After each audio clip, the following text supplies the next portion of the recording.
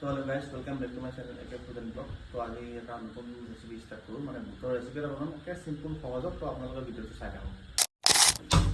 আপোনাৰ বুট বইল কৰি থৈছিলোঁ দিনতে।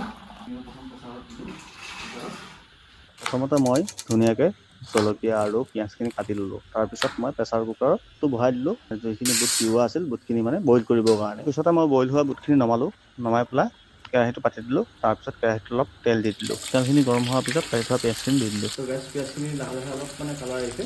তাৰপিছত মই বুটখিনি দি দিম। ইয়াতে বুট আৰু আলুখিনি যিখিনি আছিল মই ইয়াতে দি দিম। পিঁয়াজখিনি ধুনীয়াকৈ ভাজা হোৱাৰ পিছতে বুট আৰু আলুখিনি মই দি দিলোঁ।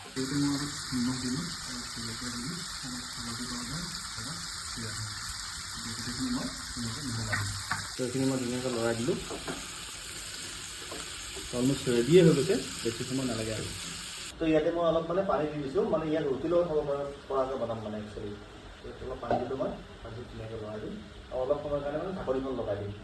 তো ইয়াত মই অলপ মানে গৰম মছলা এড কৰি দিছোঁ, মানে টেষ্টটো ভাল হ'বৰ কাৰণে। তো বৰ্তমান ইয়াত মই 10 মিনিটৰ কাৰণে ঢাকনিখন লগাই দিম। তাৰপিছত মই অলমষ্ট ৰেডি হৈ যাব। তো আজি মোৰ ৰেচিপিটো ৰেডি হৈ গৈছে। তো বৰ্তমান আজিলৈ এৰিছোঁ।